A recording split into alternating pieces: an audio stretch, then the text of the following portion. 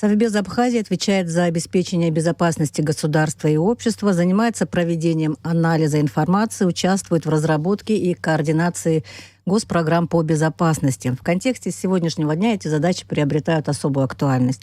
О них мы и будем говорить с секретарем Совета безопасности Абхазии Раулем Лоло сегодня в нашей студии. Здравствуйте, Рауль Валерьевич. Добрый день. Итак, давайте начнем с такого масштабного мероприятия, которое недавно прошло в Абхазии. Я имею в виду оперативно-тактические учения. Они проходили с 13 по 17 октября.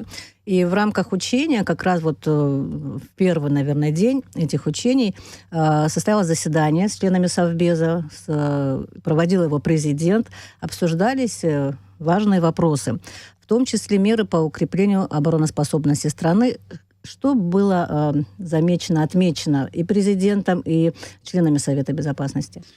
Ну, на этом заседании Совета безопасности мы обсуждали именно учения, те, которые планировались к проведению еще с лета этого года, и планомерно к этому подошли. Вот. Там определялись... Вы, наверное, слышали и видели, что были созданы так называемые две республики. Одна республика была в качестве атакующей стороны, вторая республика была в качестве обороняющей стороны. Поэтому вот отрабатывали мы методологию. Мало того, вот в случае начала войны, какие протоколы должны работать в администрации президента, что должен делать Совет безопасности, как объявляется военное положение, как объявляется и когда, в какой ситуации объявляется мобилизация, в каком районе объявляется мобилизация и военное положение, на какое время. То есть мы все это отработали. Мало того, тоже так как бы направили в парламент письмо о том, чтобы они дали добро на проведение вот, мобилизации и всех военных мероприятий. То есть вот мы на уровне президента Совета безопасности отработали все вот эти вот алгоритмы действий, которые в случае чего, в случае возникновения такой опасности, как должны действовать. Генеральный штаб зачитал доклад свой о состоянии как бы такая игра так называемая была. И вот на основании этого доклада было принято президентом решение объявить военное положение и, соответственно, мобилизацию. Вот после этого и были разработаны все действия. И вот в определенный день, утро, 5 часов утра, были распакованы специальные документы и даны поручения резервным бригадам, силам территориальной обороны, и все приступили к учениям. Учения, вот как вы правильно отметили, длились 5 дней. Итоги учений будут подводиться позже. Итоги учения будут подводить президент, генеральный штаб. Вот. Ну и будем делать выводы, что прошло хорошо, что нужно исправить, где, в каких моментах, в каких местах. Вы практически везде сопровождали президента в его поездках по подразделениям, когда он проверял, да, готовность, и резервисты видели. Скажите, пожалуйста, как, на ваш взгляд, прошло, во-первых, масштаб учения, как бы вы оценили, а во-вторых, что показали учения, вот именно с вашей точки зрения, если судить, какие были итоги и что, может быть, где-то необходимы какие-то доработки еще? Что вы, как военный человек, скажем так, да, увидели своими глазами? Хочу еще отметить, что такого рода учения с привлечением практически всех резервных бригад, территориальной обороны, министерств, наших силовых ведомств, это Министерство внутренних дел, Служба государственной безопасности, МЧС, Министерство здравоохранения. Я таких масштабных учений не помню. Это вот такие впервые они проводились с привлечением всех вот таких наших структур правоохранительного блока и оборонного блока. Да, мы с президентом, и он сам непосредственно и возглавлял эти учения, и, соответственно, проверял сбор наших этих бригад, резервных бригад. Начали это с Кварчельского района, потом переместились в Ачимчирский район, и дальше Гудаутский район и Гагринский район. То есть практически везде вы, наверное, тоже следили за этим в средствах массовой информации. Резервные бригады были собраны. Хочу отметить, что не надо смотреть на то, как они были одеты. Здесь дело состояла задача не в этом, как они были одеты. Вот. В случае начала войны достаточно у нас и обмундирования, и специальных средств для того, чтобы наши резервные бригады одеть и вооружить. Здесь просто необходимость была проверить их степень готовности. Вот. Очень важно, что люди собрались, да, вот это важно отметить, и такую сопричастность свою проявили, и ответственность проявили. Вот. В некоторых районах, если там бригада там более 1000 человек, практически на 80-90% бригады были собраны. Вот. Личный состав бригады были собраны. Важно еще отметить, это же вот некая такая слаженность между подразделениями, между бригадах, самих бригадах есть командиры отделений, взводов, рот и так далее, и так далее. Вот они, по крайней мере, многие увидели друг друга и посмотрели, кто как действует. После этого бригады были задействованы непосредственно в самих учениях. После этого сбора, вот, мало того, по легенде, все вот эти районы, они были поделены, вот, были определенные так называемые диверсионные группы использованы, другие группы оборонялись, были задействованы беспилотные летательные аппараты, скидывали там различного рода зажигательные шашки, чтобы там отметить, если где-то какое-то подразделение территориальной обороны пропустило там, скажем так, закладку какую-то. Ну, то есть... Максимально приближены. Да, к боевым действиям максимально постарались приблизить. Я обратил внимание на наших резервистов. У них горели глаза. И вот, видно, давно в таком масштабе они не принимали участие. Вот. А потом уже они на полигонах стреляли со стрелкового оружия, вот, проводили определенные маневры. Пришлось там переночевать где-то в лесу, преодолеть какие-то водные преграды. То есть все это вот было использовано. Вот, поэтому вот эффект хороший был, и мало того, эффект неожиданности был, что тоже отрадно. И вы видели тоже и специальные подразделения, наши спецназы тоже принимали участие, освобождение заложников, террористы там захватили определенную группу гражданских. Вот они тоже приняли в этом участие. То есть это масштабно, практически все районы Абхазии были задействованы. Вот. И главное было еще отработать взаимодействие между силовыми структурами и ведомствами. Вот. Потому что в случае начала войны, вы знаете, все силовые подразделения, все силовые структуры переходят в подчинение Генерального штаба Министерства обороны. Вот. И по легенде учения, и по всем нашим документам они перешли в подчинение Министерства обороны, Генерального штаба. И вот они уже командовали и смотрели, у кого какие силы, у кого какие возможности. Важно было отработать еще связь, вот, взаимодействие между структурами и связь, потому что связь во время войны — это одно из самых необходимых и стоит в приоритете. А что вот вам кажется, над чем еще нужно поработать? Знаете, следующие учения, скорее всего, они будут проводиться уже совместно с Российской объединенной группой войск, которые здесь, на территории Абхазии, дислоцируются. Мы сейчас здесь такие свои внутренние провели. Вот следующие учения будут, потому что у нас, по нашим документам, в случае агрессии, в случае начала войны, Российская Федерация и те подразделения, которые здесь находятся, активно в этом принимают участие, в отражении атаки. В том числе и 7-я военная база, которая находится, и пограничники российские, которые стоят у нас вдоль линии государственной границы. Поэтому вот следующие этапы. Здесь необходимо отработать взаимодействие и связь, потому что вот это вот ключевые вещи. Вот, кстати, у меня и был вопрос по этим нашим учениям. Как вы оцените вот по степени, да, взаимодействия, вовлеченности, координации, слаженности вот эти учения между родами войск, резервистами, там, при выполнении задач? И, кстати говоря, ведомства. Да, ну я хочу сказать, что наши ведомства сработали очень хорошо, сами ведомства. Вот что касается уже в поле, этот разбор полетов будет проводиться позже, потому что не все мы видели. Учения проходили на 3 полигонах. Вот, это Гагаринский район, это Ачимчирский район и Гулирипский район. Представляете, сколько было задействовано людей, сколько задействовано было сил и средств для того, чтобы эти учения провести. Поэтому не все, конечно, мы видели, но вот отдельная информация, которая с мест поступает, там тоже прошло все достаточно хорошо. Как говорится, ни потерь, ничего нет, а задачи, самое главное, задачи, те, которые ставились, задачи выполняли.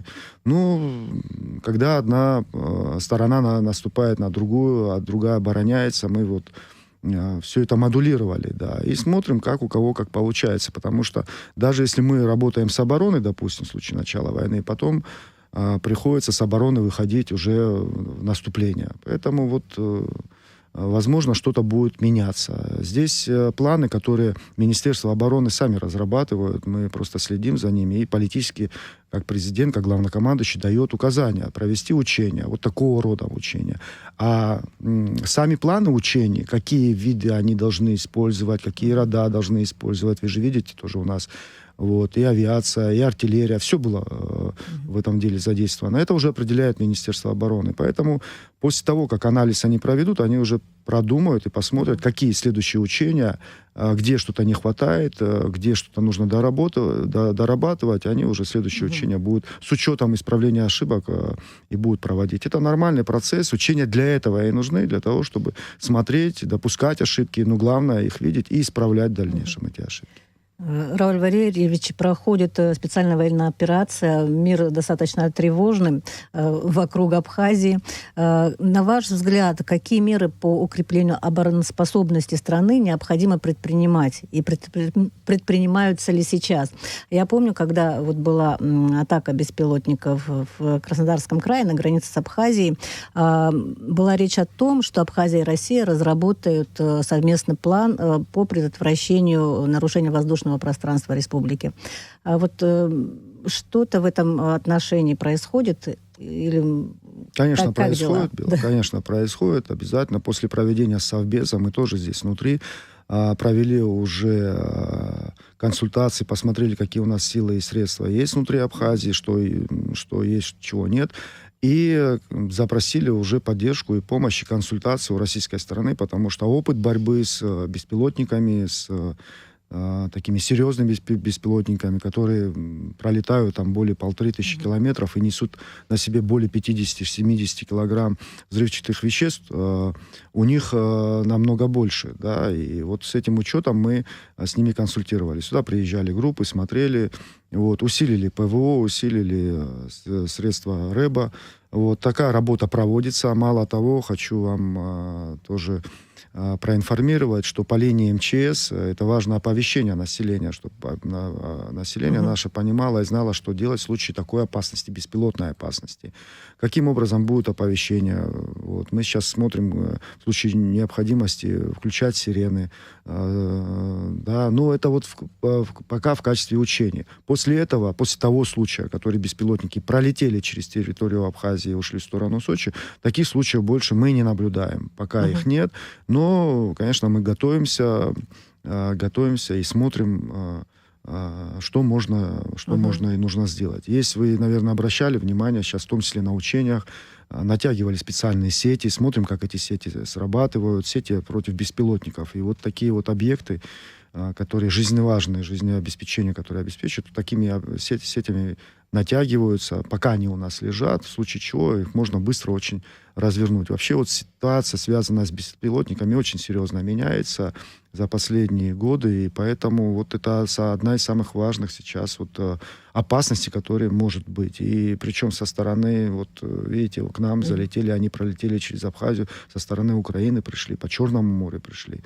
Вот, поэтому и мы понимаем и знаем производство вокруг нас, какое производство беспилотников сейчас проходит. И в Грузии, и в Азербайджане, и в Турции. То есть все страны практически начали производить огромное количество беспилотников.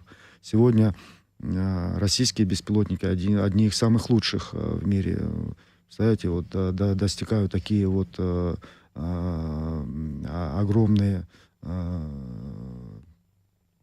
дистанции преодолевают и наносят удары. Поэтому вот то, что... И мы сегодня тоже... И у нас есть специальные подразделения, которые изучают, смотрят, вот, и применять уже тоже такая возможность есть.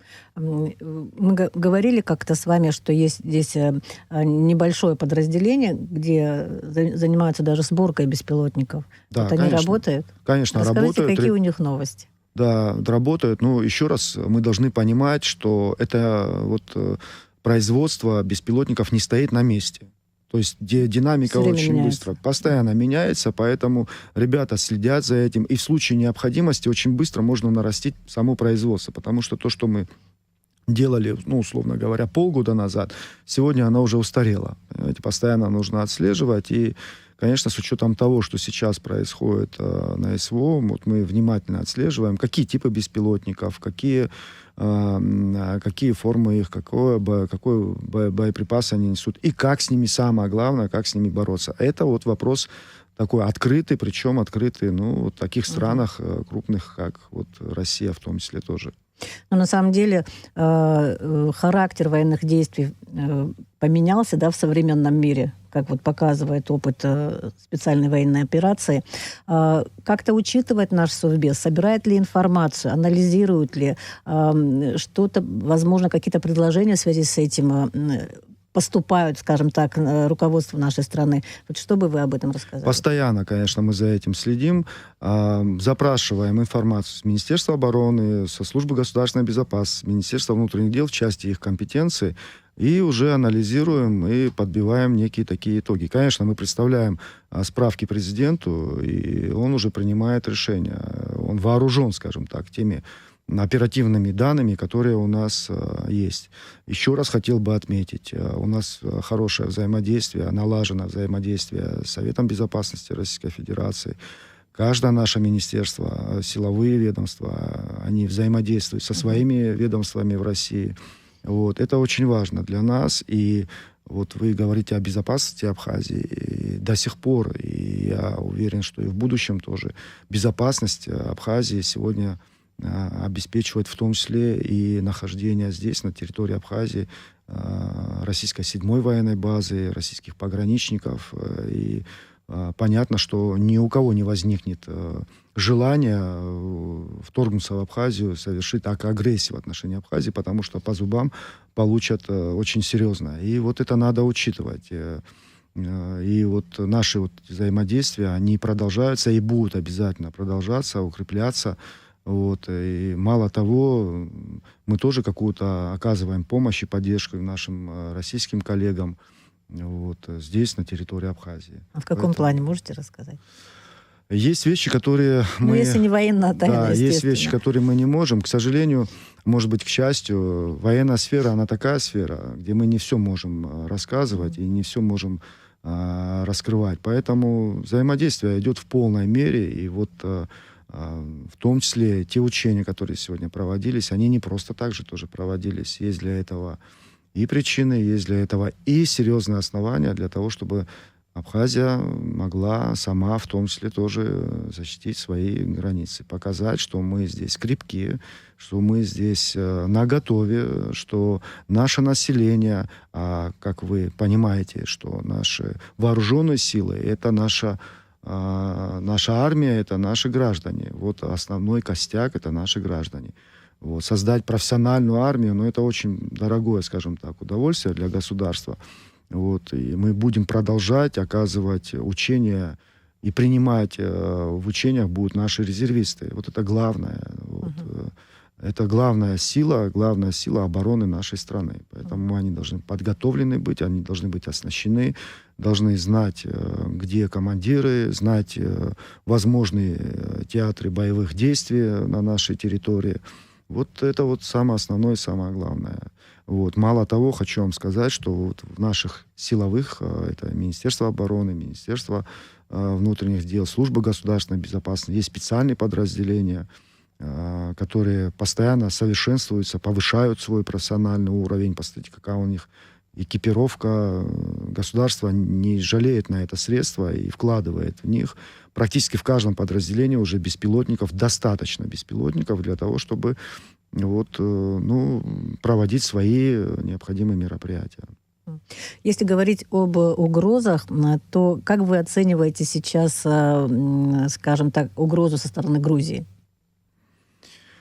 Мы не наблюдаем никаких таких активностей, потому что у них там у своих проблем достаточно. Вот. И единственное, конечно, беспокоит постоянные учения, которые они проводят со странами НАТО.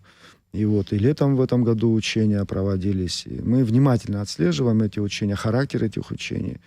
Вот, потому что есть наступательные виды учения, есть там освобождение заложников, есть там какие-то другие виды.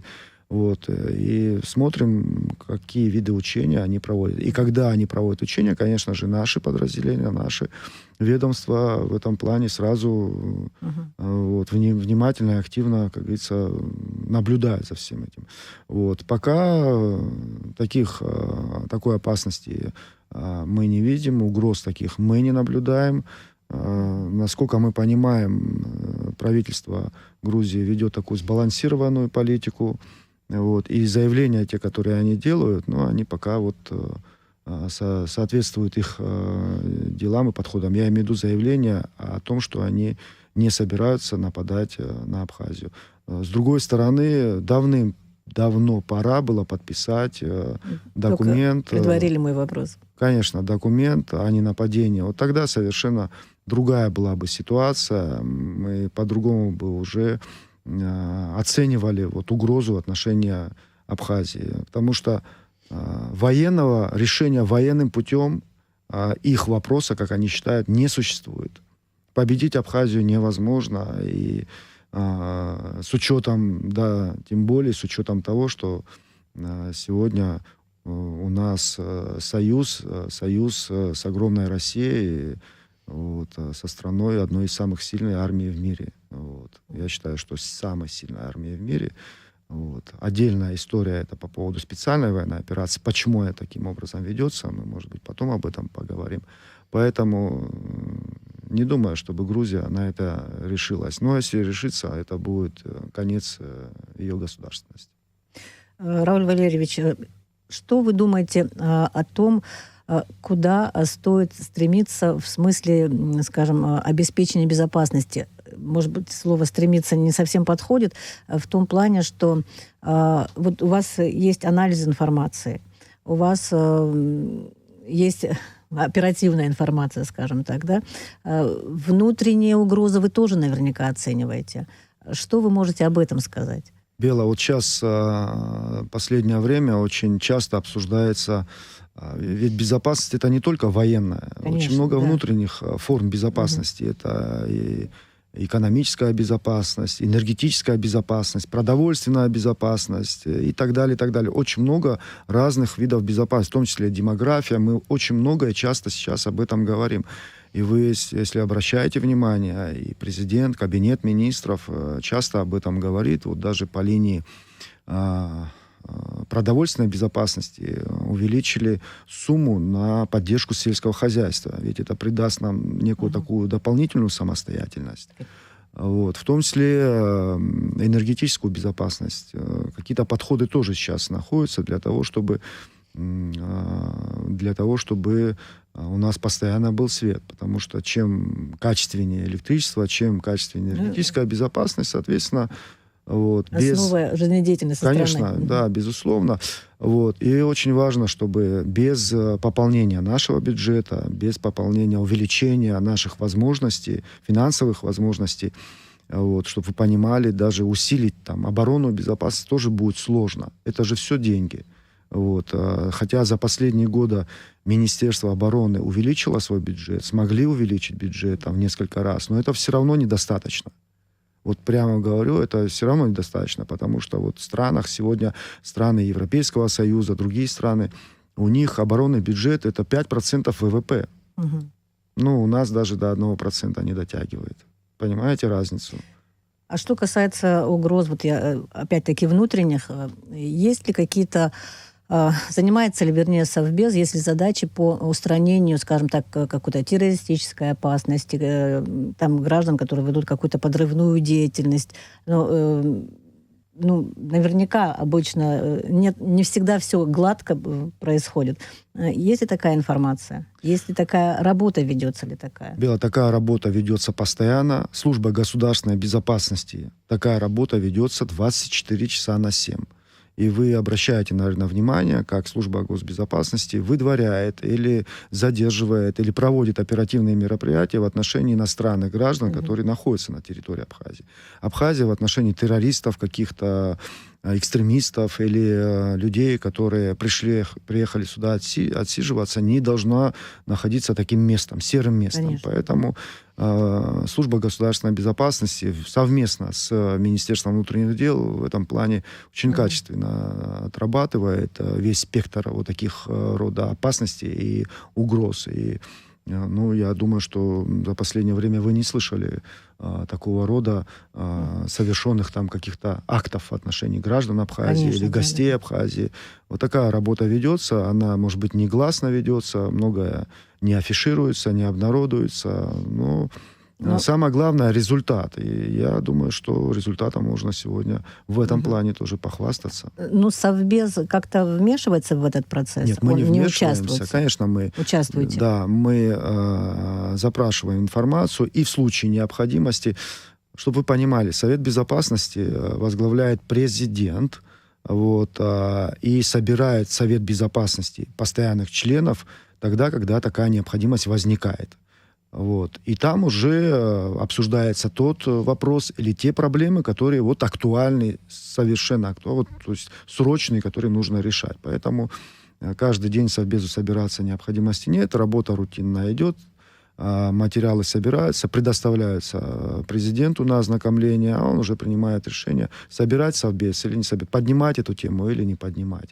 И каким образом ее оголять, скажем так. И каким образом ее решать. И поручение уже дается непосредственно тем ведомствам, части которого стоит задача. Спасибо. Спасибо большое. Я напомню, что о вопросах обеспечения безопасности государства и задачах с этим связанных мы говорили с секретарем Совета безопасности Абхазии Раулем Лолуа. Спасибо.